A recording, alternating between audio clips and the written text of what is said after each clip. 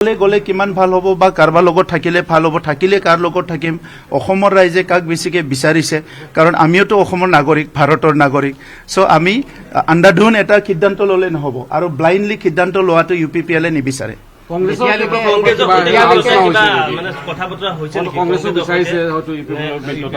ৰাজনীতি কৰা মানুহবিলাকে সকলোৱে সকলোৰ লগত আলোচনা কৰি থাকে, কিন্তু নিজৰ নিজৰ এটা আইডিঅলজি থাকে। কাৰোবাৰ লগত আইডিঅলজি মিলে, কাৰোবাৰ লগত আইডিঅলজি নিমিলে।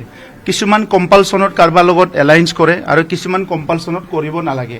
UPPLৰ এতিয়া একো কম্পালচন নাই। আমাৰ এটাই কম্পালচন, বড়োলেণ্ড অঞ্চলত এতিয়া যিটো চৰকাৰ আহিছে, এই চৰকাৰখন আগতেও 17 বছৰ আছিলে, আৰু সেই সময়ত হত্যা, হিংসা, বিভিন্ন ঘৰ জ্বলাজ্বলি, গোষ্ঠী সংঘৰ্ষ, বিভিন্ন পৰিৱেশ হৈছিলে, নিৰাপত্তাহীন এটা পৰিৱেশ হৈছিলে। আমি 5টা বছৰ এটা সুস্থিৰ এটা পৰিৱেশত বড়োলেণ্ডটো ঘূৰাই আনিছিলোঁ। গতিকে আজি তেখেতসকলৰ চৰকাৰ অহাৰ পিছত আকৌ ঘৰ জ্বলা পৰিৱেশ আহিছে, বিভিন্ন এনেকুৱা হিংসাত্মক পৰিৱেশবিলাক আহিছে। চ' গতিকে বড়োলেণ্ডৰ 35 লাখ জনসাধাৰণ, 26টা জনগোষ্ঠী, বিভিন্ন ধৰ্মৰ লোক, ইয়াৰ ভিতৰতে আমাৰ দাদা ভাইসকল, মোৰ নিজৰ মা দেউতা নাই, আমাৰ মা দেউতাসকল আছে বিভিন্ন জনৰ, সেই সকলক সুৰক্ষা দিয়াটো, ৰাজনৈতিকভাৱে কাম কৰাটো আমাৰ দায়িত্ব। সেইকাৰণে আমি এটা ডাইৰেকশ্যনত যাম। কোনে কি কয়, কোনে কি নকৰে, সেইটো আমাৰ কাৰণে ইমান মেটাৰ নহয়।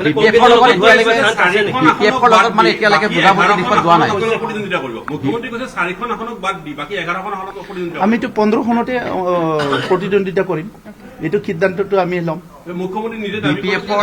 BPFৰ লগত যিটো আপোনালোকৰ সংঘাত, সেই সংঘাতটো এতিয়াও আছে, আৰু আপোনাৰ তেখেতৰ কথাটো ময়ো চাইছো যে তেখেতে BPFৰ লগত আলোচনা কৰা বুলি কৈছে, আৰু BPFক 11খন দিছে, BJPৰ 4খন দিছে। UPPLৰ লগতো একো বুজা পৰা হোৱা নাই। তো UPPL সিদ্ধান্ত UPPLহে ল'ব।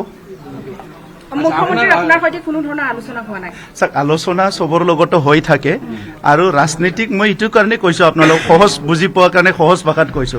কাৰ কি কম্পালচন আছে, কাৰ কি কম্পালচন নাই, কাৰ লগত আইডিঅলজি মিলে আৰু কাৰ লগত আইডিঅলজি নিমিলে, ইয়াৰ ওপৰত সিদ্ধান্তটো হ'ব। ইমান ইয়াত হাৰ্ড এণ্ড ফাষ্ট যে মই A হ'ব লাগিব, B হ'ব লাগিব, C হ'ব লাগিব, UPPLৰ তাত এইবাৰ এনেকা প্ৰেছাৰ একো নাই। আমি ৰাইজৰ লগত আছো, ৰাইজৰ লগত থাকিম।